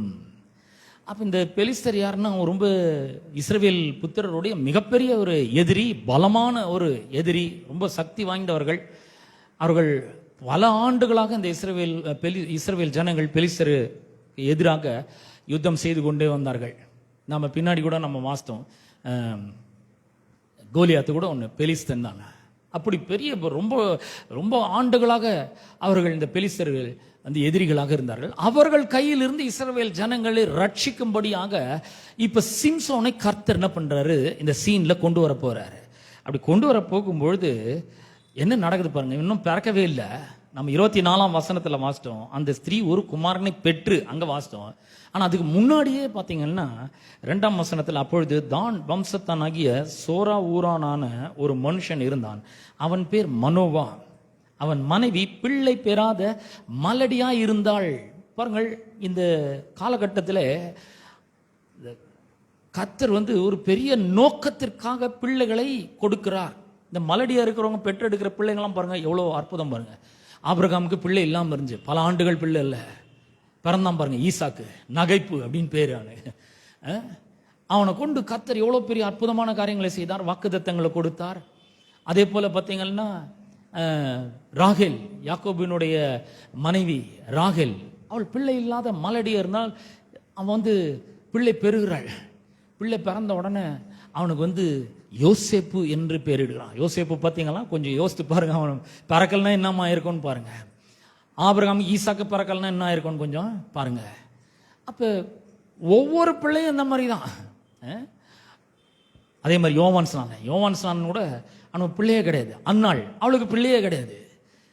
கர்த்தர் என்ன பண்றாரு, பிள்ளைகளை பிறக்க வேண்டும் என்று விரும்புகிறார். பிள்ளைகளை அவர் ஆசீர்வதிக்கிறார், ஒரு சுதந்திரமாக கொடுக்கணும்னு விரும்புகிறார். இந்த பிள்ளைகளை குறித்து இந்த பிள்ளைகள் பிறக்கிறதுக்கு முன்னாடியே பெரிய பெரிய திட்டங்களை வைக்கிறார். நான் சொல்றேன், இன்னைக்கு நம்ம வளர்ந்து வாலிப பிள்ளைகளாக நீங்க இருக்கலாம், ஆனா நீங்க பிறக்கிறதுக்கு முன்னாடியே கர்த்தர் பெரிய திட்டங்களை வச்சிருக்கிறார். உங்களை வச்சு தம்முடைய ஜனங்களை விடுதலையாக்க வேண்டும், தம்முடைய ஜனங்களை ஆசீர்வதிக்க வேண்டும், தம்முடைய ஜனங்களை நல்ல வழியிலே நடத்த வேண்டும் என்று தேவன் என்ன பண்றாரு, முதல்ல பிளானை உண்டாக்கிட்டு அதுக்கப்புறம் தான் அந்த பிள்ளையை பிறக்க வைக்கிறாரு. இந்த பிள்ளை பிறக்கிறதுல இருக்கிற கஷ்டத்தெல்லாம் நீக்கிறாரு. ஆபிரகாமுக்கு வயது சென்று முதிர்ந்தவனானா, கர்ப்பம் செத்து போச்சு, அப்புறம் இவனுடைய சரீரம் செத்து போச்சு, ஆனா பிள்ளையை கர்த்தர் கொடுத்தார். அற்புதம் பாருங்க. அற்புதத்தை செஞ்சு மலடி அறிந்தா கூட அவங்க வயிற்றுல இருந்து ஒரு பிள்ளையை பறக்கும்படி செய்கிறார். அப்ப இவங்கெல்லாம் இல்லைன்னா ஆயிருக்கும்னு கொஞ்சம் யோசிச்சு பாருங்க. அவள் பிள்ளை பெறாத மலடியா இருந்தாள். 3ஆம் வசனம் சொல்றது, கர்த்தருடைய தூதனானவர் அந்த ஸ்திரீக்கு தரிசனமாகி. பாத்தீங்கன்னா தேவனே தரிசனமாகிறார். கர்த்தருடைய தூதனானவர், the angel of the Lord அப்படின்னு சொன்னா சரித்திர வல்லுநர்கள் சொல்றாங்க, இறையல் வல்லுநர்கள் கூட சொல்றாங்க என்னன்னா, த பர்சானிஃபிகேஷன் ஆஃப் ஜீசஸ். அதாவது பழைய ஏற்பாட்டில் இயேசு கிறிஸ்து கர்த்தருடைய தூதன் மாதிரி காட்சி கொடுக்கிறார். அப்படின்னா என்ன, இயேசுவோ அந்த அம்மாவுக்கு காட்சி கொடுக்கிறார். யாருக்கு? மலடியா இருக்கிற அந்த அம்மாவுக்கு, பிள்ளையை பெறாத அந்த அம்மாவுக்கு, எங்கேயோ ஒரு ஊர்ல இருக்கிற ஒரு அடையாளமே தெரியாத ஒரு பெண்மணிக்கு அவர் காட்சி கொடுக்கிறார். தரிசனமாகி அவளை நோக்கி, இதோ பிள்ளை பெறாத மலடியான நீ கர்ப்பம் தரித்து ஒரு குமாரனை பெறுவாய். இங்க பெற்று இருக்க முன்னாடியே சொல்றாரு, நீ பெறுவாய். You will conceive a child and you will bear a child. You begat a child. அசோ கண்டிப்பா உனக்கு பிள்ளை பறக்கும். நிறைய பேர் உன்னை மலடின்னு சொல்லிருக்கலாம், ஆனா கண்டிப்பா உனக்கு பிள்ளை பறக்கும், நான் சொல்றேன் அப்படின்றாரு. குமாரனை பெறுவாய். அப்புறமா சொல்றாரு, நீ ஆதலால், ஏன் ஆதலால் சொல்றாரு, ஒரு பிள்ளையை பெற்றெடுக்க போற, அதனால நீ என்ன பண்ணக்கூடாது, திராட்சரசமும் மதுபானமும் குடியாதபடிக்கும் தீட்டானது ஒன்றும் புசியாதபடிக்கும் எச்சரிக்கையாயிரு. தீட்டானது எதையும் சாப்பிடக்கூடாது. ஏன், உனக்கு ஒரு பிள்ளை பிறக்க போகுது. இந்த பிள்ளைய அவர் கருவிலேயே பரிசுத்தம் பண்றாரு. பாருங்க, நம்மெல்லாம் பிள்ளைகளை பிறந்து இவ்வளவு பெருசா வளர்ந்துருக்கிறோம். ஆனா நம்ம பிறக்கத்துக்கு முன்னாடியே நம்முடைய தாயை பரிசுத்தம் பண்ணியிருக்கிறார். அவளை பார்த்து சொல்றாரு, இந்த சிம்சோனுடைய தாயை பார்த்து சொல்றாரு, ஏய், நான் ஒரு பிள்ளையை உன் வயிற்றுல பிறக்க வைக்க போறேன், அந்த பிள்ளை கூட நான் இருக்க போறேன், அந்த பிள்ளையை நான் பரிசுத்த ஆவியானவரால் நிரப்ப போறேன், அவருடைய வல்லமையினால் நிரப்ப போறேன், இந்த ஜனங்களை ரட்சிக்கும்படியாக, இந்த ஜனங்களை பெலிஸ்தருடைய கைக்கு விடுவிக்கும்படியாக இந்த பிள்ளையை நான் தெரிந்து கொண்டுக்கிறேன், நான் அழைச்சிருக்கிறேன், இந்த பிள்ளை என் பிள்ளை, அதனால இவன் மேல வந்து என்ன பண்ணக்கூடாது, இவன் உண்டா இருக்கும்பொழுது நீ திராட்சரசம் குடிக்கூடாது, மது குடிக்கூடாது, ஜாக்கிரதையா இருக்கணும், எச்சரிக்கையா இருக்கணும், தீட்டானது ஒன்றும் புசிக்கவே கூடாது, திராட்சை பழம் எதுவுமே சாப்பிடக்கூடாது, அதுல இருந்து வர எதுவுமே சாப்பிடவே கூடாது, எச்சரிக்கையாரு. அப்புறம் சொல்றாரு, நீ கர்ப்பம் தரித்து ஒரு குமாரனை பெறுவாய். எத்தனை முறை சொல்றாரு பாருங்க. 3ஆம் வசனத்திலையும் அதே தான் சொல்றாரு, 5ஆம் வசனத்திலையும் அவர் சொல்ற, நீ கர்ப்பம் தரித்து ஒரு குமாரனை பெறுவாய், அவன் தலையின் மேல் சவரகன் கத்தி படலாகாது. அவன் தலை மேல சவரகன் கத்தி படக்கூடாது. ஏன், அவன், அந்த பிள்ளை பிறந்தது முதல் தேவனுக்கென்று நசரேயனாய் இருப்பாய். பழைய ஏற்பாட்டில் நம்ம பார்க்குறோம், நசரேய விரதம் அப்படின்னு ஒன்று இருக்கு. அப்படின்னா என்னன்னா, அந்த பிள்ளை இந்த மாதிரி தேவனுக்கென்று அர்ப்பணிக்கப்பட்ட பிள்ளை. இப்போ நம்ம பாடணும் இல்லையா, ஐ surrender all, I follow Jesus அப்படின்னு பாடணுமே, அந்த மாதிரி இந்த பிள்ளை கருவில் இருக்கும் பொழுதே கடவுளுக்கென்று பிரித்தெடுக்கப்பட்ட ஒரு பிள்ளையாக இருக்கிறது. அதனால கர்த்தர் சொல்றாரு, அந்த பிள்ளையின் மேல சவரகன் கத்தி படக்கூடாது. இதுக்கும் இவர் அந்த பிள்ளையை வச்சு செய்ய போற காரியங்களுக்கும் என்ன ஒரு பெரிய ஒரு தொடர்பு இருக்கு அப்படின்னு பார்க்கும்பொழுது, ஜென்ஸ் வந்து பார்த்தீங்கன்னா நீளமா முடிய வளர்க்குறது அவங்களுக்கு அது நல்லது கிடையாது, பைபிளே சொல்லியிருக்குது. ஆகவே இந்த என்ன பண்ணுவாங்க, இந்த ஜென்ஸ் வந்து முடி வெட்டுப்பாங்க இல்லையா, மாதத்துக்கு ஒரு முறையோ இல்லை 2 வாரத்துக்கு ஒரு முறையோ போய் நல்லா ஸ்டைலாக வச்சு வெட்டுப்பாங்க. இப்போல்லாம் பயங்கரமாக வருது, ஆனால் அந்த காலத்துலலாம் அந்த மாதிரி கிடையாது. அப்போ முடி வெட்டணும், அதுதான் ஒரு ஆண் பிள்ளைக்கு அழகு. முடி அதிகமாக வளர்ந்துச்சுன்னா என்ன பண்ணுவாங்கன்னா, நாங்கள் சின்ன பசங்களாக இருந்த காலத்தில் பெண் பிள்ளை இல்லை, ஆண் பிள்ளையே என்ன பண்ணுவாங்க, பெண் பிள்ளை மாதிரி அலங்கரிப்பாங்க, முடியை நீளமாக வளர்த்து ஜடெல்லாம் போட்டு ரிப்பன்லாம் கட்டி பொம்பளை ட்ரெஸ் எல்லாம் போட்டு அழகு பார்ப்பாங்க. ஏன்னா பெண் பிள்ளை இல்லை, பெண் பிள்ளை வேணும்னு ஆசையாக இருக்குதுன்றதுனால அவங்க அந்த மாதிரிலாம் பண்ணுவாங்க. இங்கே பார்த்தீங்கன்னா தலைமுடி நீளமாக வந்தால் அது வந்து ஒரு பெரிய ஒரு அவமானமாக இருக்கும் இல்லையா, எல்லாரும் பார்த்து கேலி பண்ணுவாங்க. இது எதுக்கு அடையாளமாக இருக்குன்னா, நீங்களும் நானும் உலகத்தின் பிரகாரம் வழக்கமான ஒரு ஆள் மாதிரி நம்ம இருக்க முடியாது. நாம தேவனுக்கென்று பிரித்தெடுக்கப்பட்டவர்கள், தேவனுக்கென்று அழைக்கப்பட்டவர்கள், தேவன் பரிசுத்தம் பண்ண, தேவனால் பரிசுத்தம் பண்ணப்பட்டவர்கள், தேவனால ஒரு குறிப்பிட்ட வேலைக்காக, ஒரு குறிப்பிட்ட நோக்கத்திற்காக நம்ம பிரித்தெடுக்கப்பட்டவர்கள். இந்த உலகம் வாழ்றபடி நம்ம வாழ முடியாது.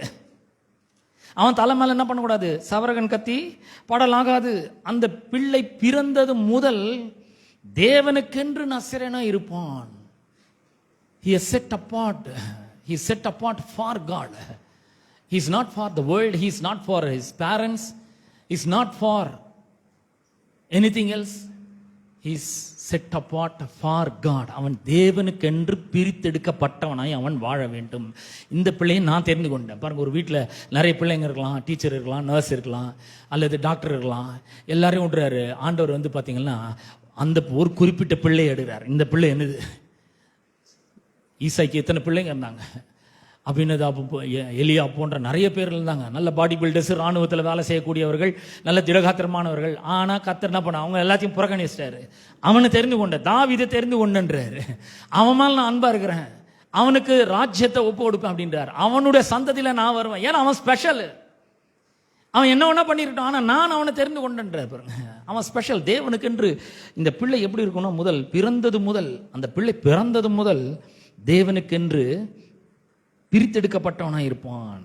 அவன் இஸ்ரவேலை பெலிஸ்தரின் கைக்கு நீங்களாக்கி ரட்சிக்க தொடங்குவான் என்றார். இவன் இன்னும் பிறக்கவே இல்லை, இன்னும் கர்ப்பமே தரிக்கல, ஆனா நோக்கம் உருவாகி விட்டது.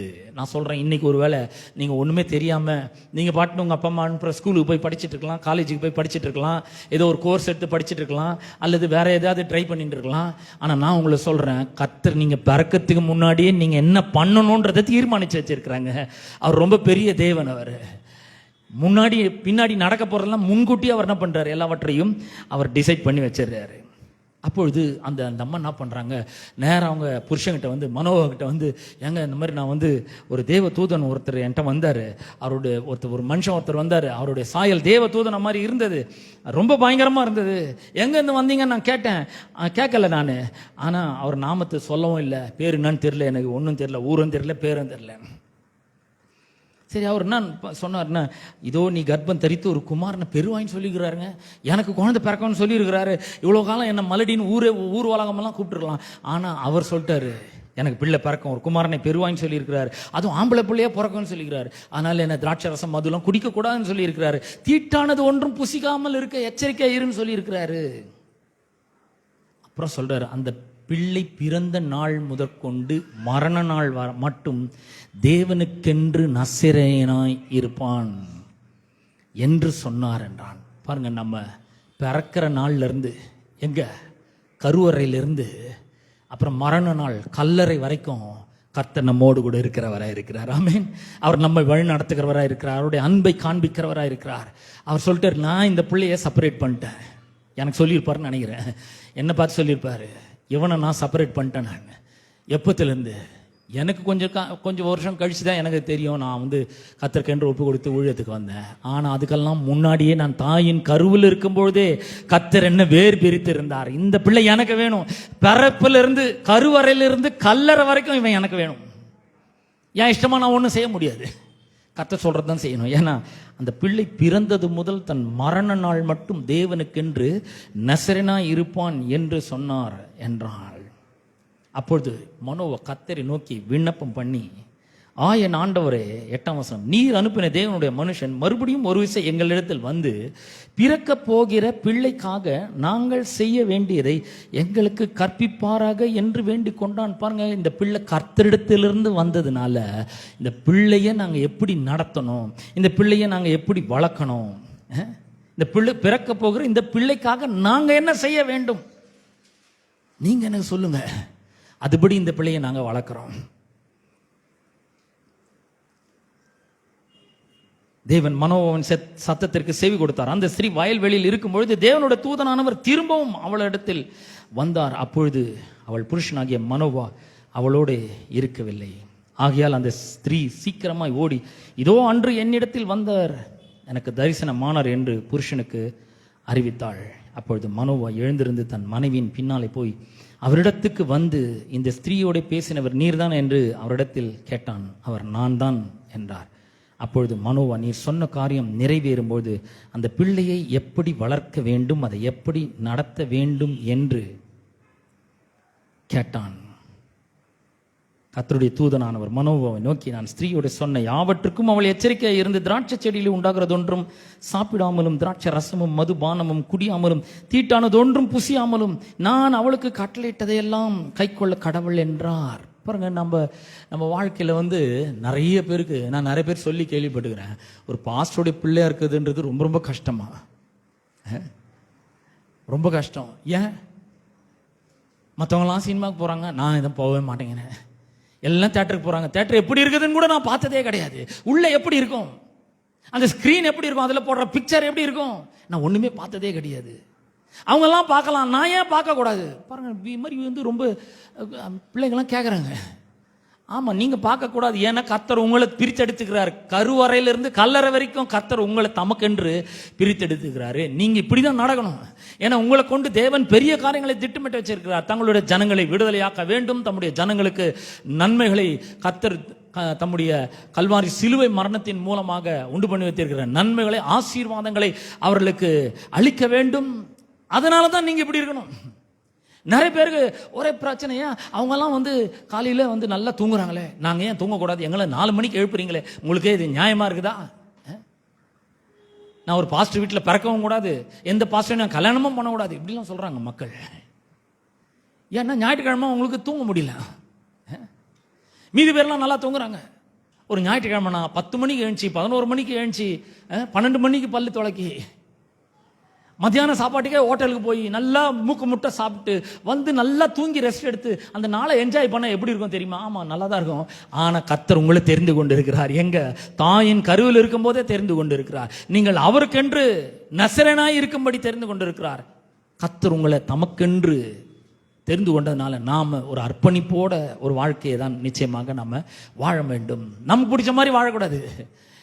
எனக்கு தலையை இந்த மாதிரி கூட ஸ்டைலாக கட் பண்ணிக்கணும்னு ஆசை இருக்கலாம், ஆனால் நான் அந்த மாதிரி வாழ முடியாது. ஏன்னா உலக பிரகாரமாக நான் வாழவே முடியாது. ஏன்னா கர்த்தருக்காக நான் நசிரேனாக பிரித்தெடுக்கப்பட்டிருக்கிறேன். எப்போ?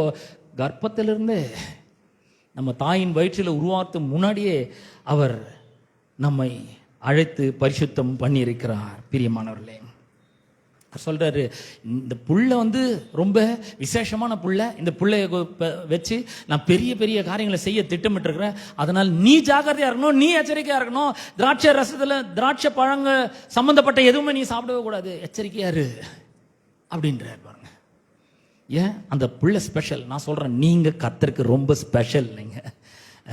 அதனால அம்மாவும் சொல்றாரு, அம்மாவே பரிசுத்தம் பண்றாரு.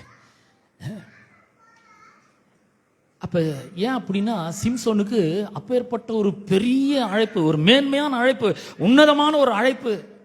கடவுளுக்காக அவன் பிரித்தெடுக்கப்பட்டதுனால அவனுடைய தாயாரை பார்த்தே அவர் சொல்றாரு, நீ ஜாக்கிரதையாக இருக்க வேண்டும். சிம்சோனுக்கு உன்னதமான மேன்மையான அழைப்பு இருந்ததுனால கர்த்தருடைய தூதனானவரை அவங்க அம்மாக்கும் தரிசனமாகிறாரு. நாம அழைக்கப்பட்டிருக்கிறதுனால நம்ம கடவுளுக்கு விஐபியா இருக்கிறோம். நாம வெரி வெரி இம்பார்ட்டன்ட் பர்சனா மாறி இருக்கிறோம். பிரியமானவர்களே, நீங்கள் மிக மிக முக்கியமானவர்களாக இருக்கிறீர்கள். அது மட்டும் இல்ல, நம்ம சார்ந்த எல்லாமே ஆசீர்வதிக்கப்பட்டிருக்கோம். அப்ப கர்த்தர் ஒரு மனுஷனை தெரிந்து கொண்டார், அழைக்கிறாரு, அவருக்காக பயன்படுத்தும்படி அவர் திட்டமிடுகிறார் அப்படின்னு சொன்னா, உங்களுடைய குடும்பம், ஒட்டுமொத்த குடும்பம், உங்களை சார்ந்த அனைத்துமே பார்த்தீங்கன்னா ரொம்ப முக்கியமானவர்களாக மாறிவிடுகிறார்கள். தேவனுடைய விஐபியா மாறிவிடுகிறோம். தேவனுக்கு மிகவும் சிறப்பானவர்களாக, மிக முக்கியமானவர்களாக நாம மாறிவிடுகிறோம். தேவ தூதர்கள் நம்ம சந்திக்கிறார்கள், நம்முடைய வாழ்க்கையை சந்திக்கிறார்கள். தேவ தூதர்கள் அந்த அம்மாவுக்கு சொல்றாங்க, அப்போ நாம தாயின் கருவில் உருவாகிறதுக்கு முன்னாடி கடவுள் நம்ம இந்த உலகத்தில் மனிதனாக பிறந்து, ஒரு குழந்தையா பிறந்து என்னெல்லாம் செய்ய வேண்டும், எப்படியெல்லாம் நாம் வாழ வேண்டும் என்பதை அவர் திட்டமிடுகிறார். அது மாத்திரமல்ல, என்னை ப்ரிப்பேர் பண்றதுக்கு முன்னாடியே என்னுடைய தாயாரை அவர் ப்ரிப்பேர் பண்றார். உங்களுடைய தாயை அவர் ப்ரிப்பேர் பண்றார், ஆயத்தப்படுத்துகிறவராய் இருக்கிறார். ஏன்னா நீங்க ஒரு தீர்க்கதரிசியாக இருக்கும்படி, பிரசங்கியராக இருக்கும்படி, ஒரு போதகராக இருக்கும்படி, ஒரு சுவிசேஷகராக இருக்கும்படி, மேய்ப்பராக இருக்கும்படி, ஒரு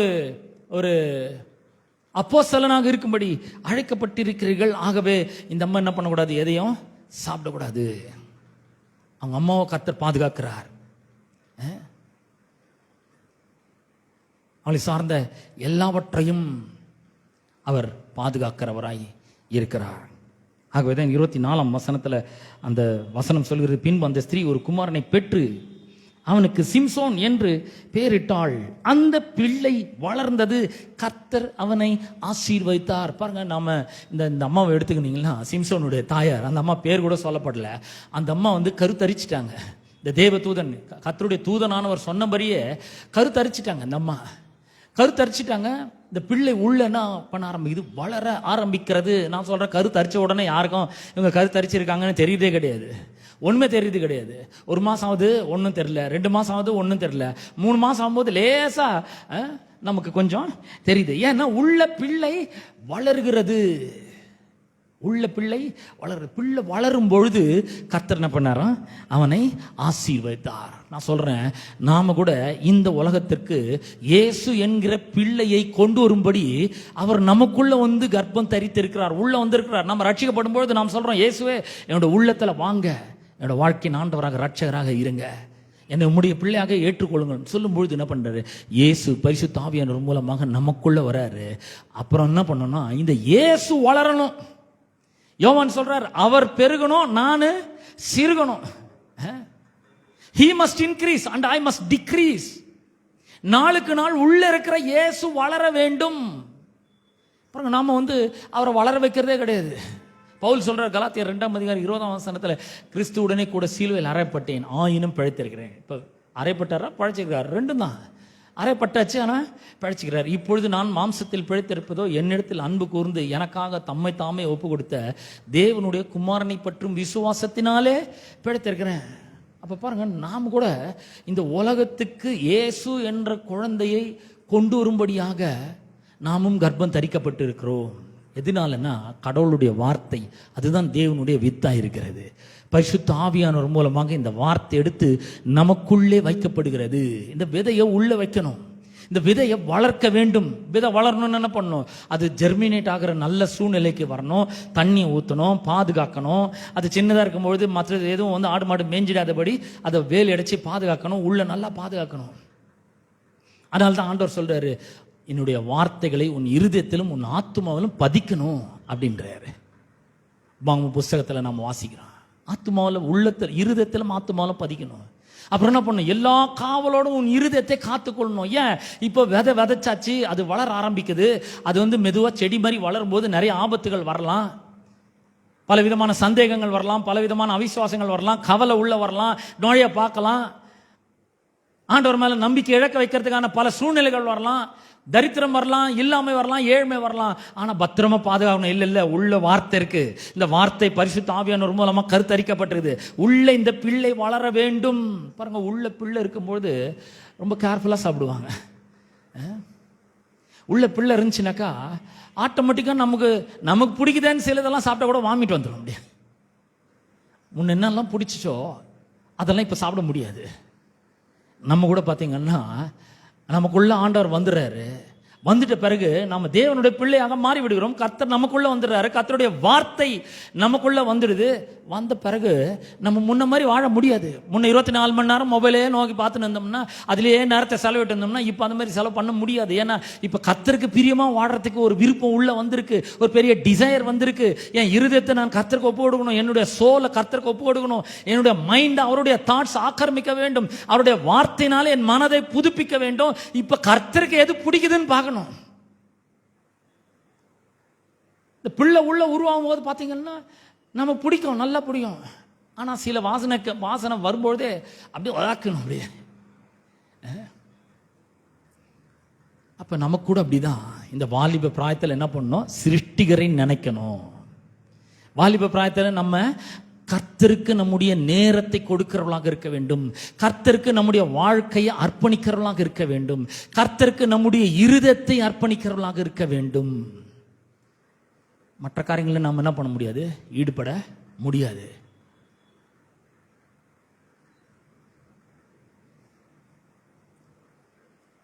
கர்த்தருக்கு உகந்த காரியங்களை மட்டும்தான் நம்ம செய்ய முடியும். அவருக்கு பிரியமில்லாத காரியங்கள் நமக்கு தெரிய ஆரம்பிக்கும். எது பிரியமில்லை அவருக்குன்னு நமக்கே நல்லா தெரியும். ஏன்னா உள்ள பரிசுத்த ஆவியானவர் இருக்கிறார்.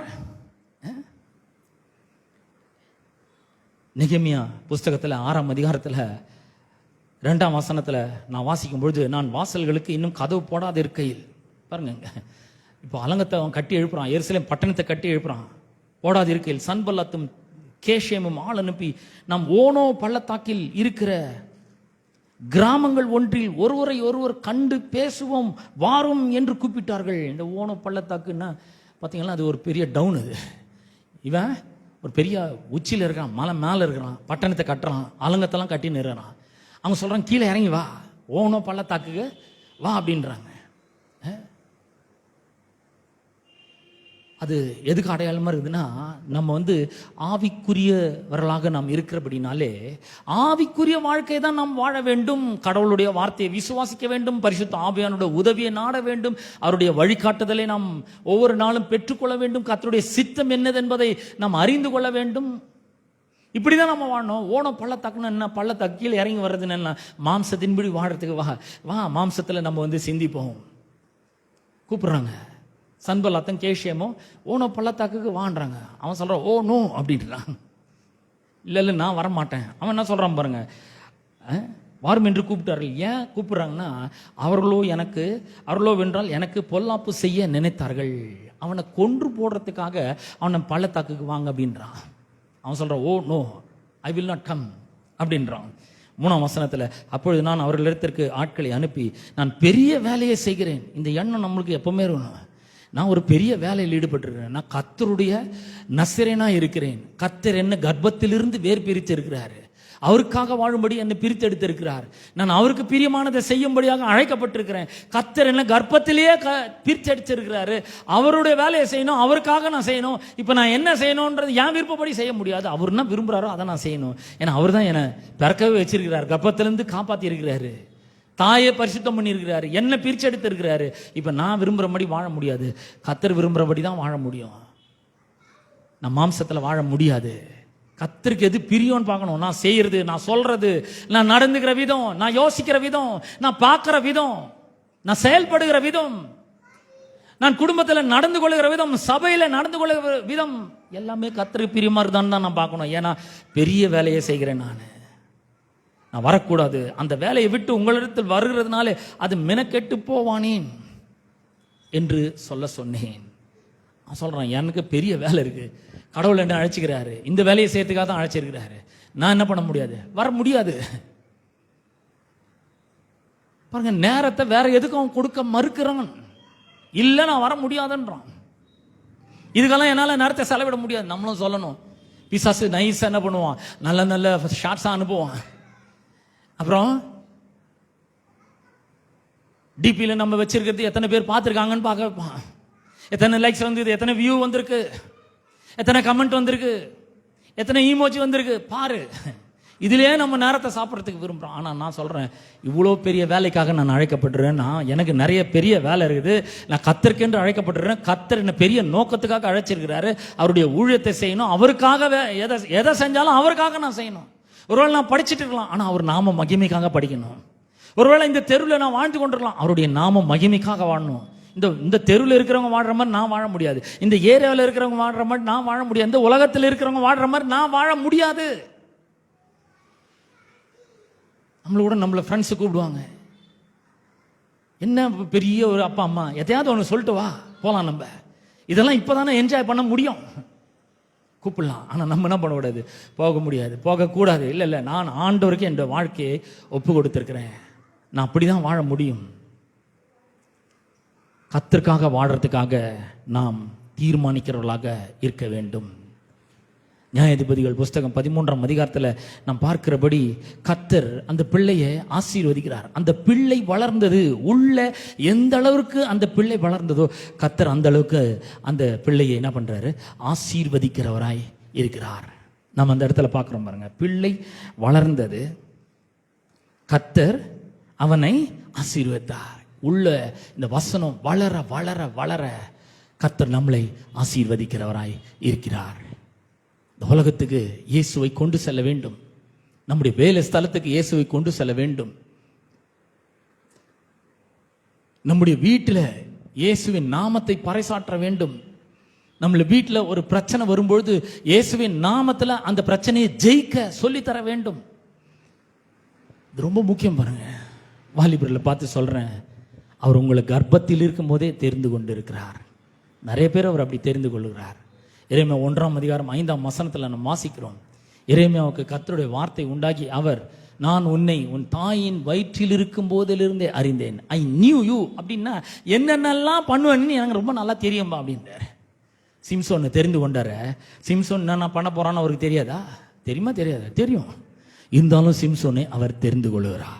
அவன் என்ன அக்கிரமம் பண்ண போறான், எத்தனை பெண்கள் பின்னாடி போக போறான், எல்லாமே அவருக்கு தெரியும். பாருங்க, நியாயாதிபதிகள் புஸ்தகத்தில் அவன் ஒரு ஸ்திரீயை கண்டு அவங்க அப்பா அம்மாட்ட போய் சண்டை போடுறான். பாருங்க, பயங்கரமா சண்டை போடுறான்.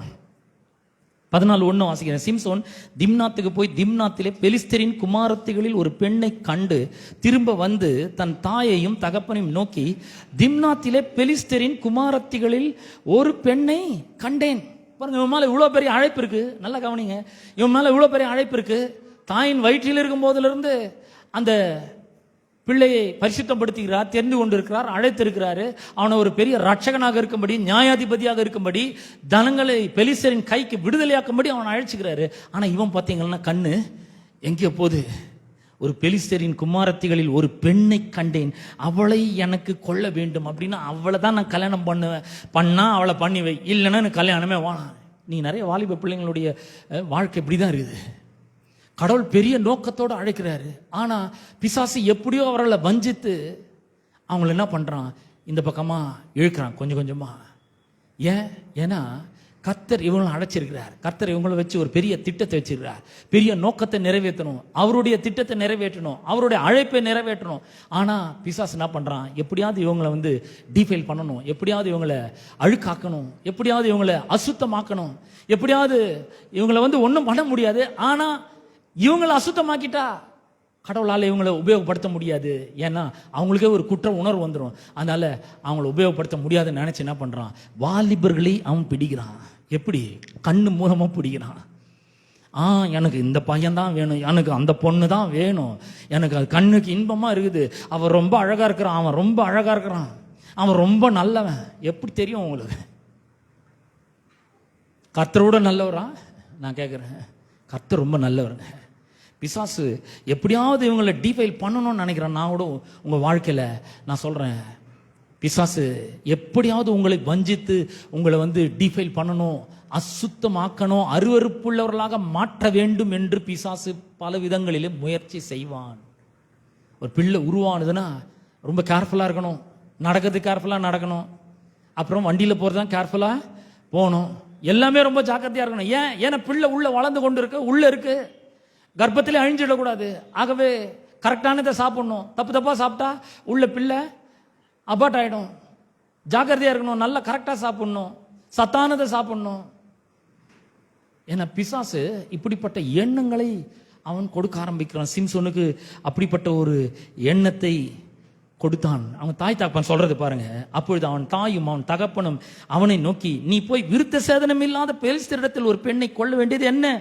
உன் சகோதரரின் குமாரத்திகளிலும் எங்கள் ஜனம் அனைத்திலும் பெண் இல்லையா என்றார்கள். சிம்சோன் தன் தகப்பனை நோக்கி, அவள் என் கண்ணுக்கு பிரியமானவள், அவளையே எனக்கு கொள்ள வேண்டும். இவ்வளோ பெரிய நோக்கத்தோடு திட்டத்தோடு கடவுள் இவன் அழைச்சி தம்முடைய ஜனங்களை இவன் விடுதலை ஆக்கணும், பெலிஸ்தரின் கைக்கு விடுதலை ஆக்கணும்னு ஒரு பெரிய திட்டத்தை வச்சு இவன் தாயை பரிசுத்தம் படுத்தி, ஏமா நான் இந்த பிள்ளைய நான் தெரிஞ்சு கொண்டு இருக்கிறேன், திராட்சை ரசத்தை மதுவெல்லாம் குடிக்காம இரு, ஜாக்கிரதையாரு, எச்சரிக்கையாருன்னு சொல்லி இவ்வளோ பண்ணி இவன் பார்த்தீங்களா எனக்கு அந்த பொண்ணு தான் வேணும், ஏன் என் கண்ணுக்கு அவள் பிரியமானவள், அவளையே நான் திருமணம் முடிக்க வேண்டும் அப்படின்ற பாருங்க.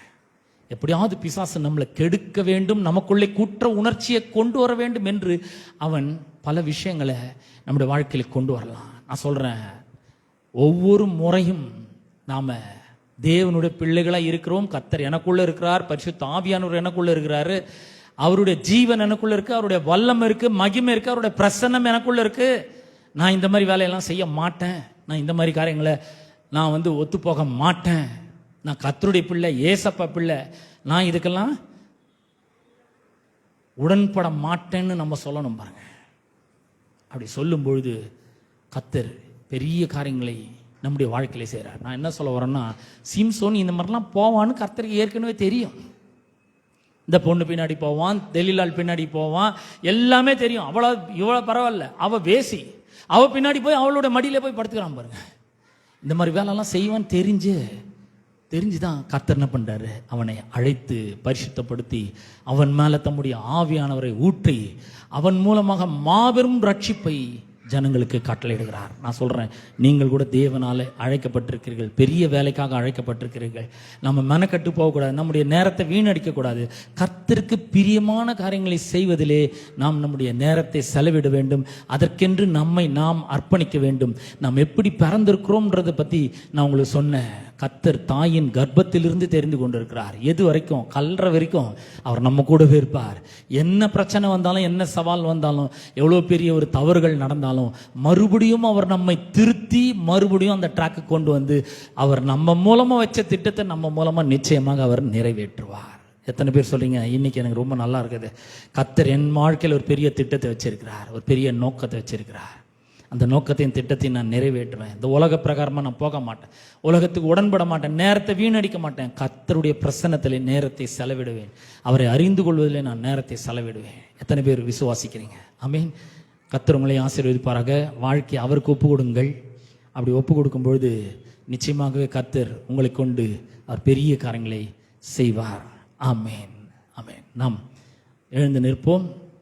நம்ம எல்லாரும் எழுந்து நிற்போம், ஜெபித்து முடிப்போம். எங்கள் அன்பின் பிதாவே, உம்முடைய குமாரனாகிய இயேசு கிறிஸ்துவின் நாமத்திலே உம்மண்டே நாங்கள் வருகிறோம். அற்புதமான மன மகிழ்ச்சியின் நாளுக்காக உமக்கு நன்றி செலுத்துகிறோம்.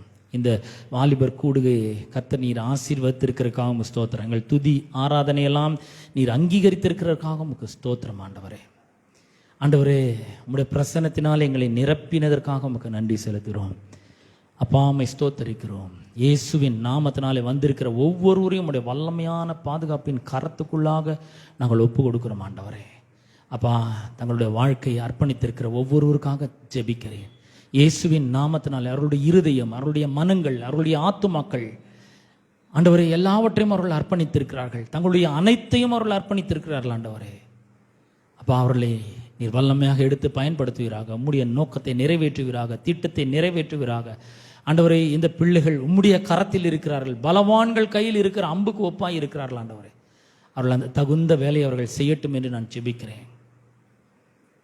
ஆண்டவரை, தொடர்ந்து நீர் அவர்களை வல்லமையாக எடுத்து பயன்படுத்துவீராக. நீர் அவர்களை ஏவ தொடங்குவீராக. அவர்களுக்குள்ள இருக்கிற பரிசுத்த ஆவியானவர் கர்த்தருடைய வார்த்தையில் இருக்கிற சத்தியத்தை எடுத்து அதை அவர்களுக்கு விளக்கி காண்பிப்பீராக. ஆண்டவரே,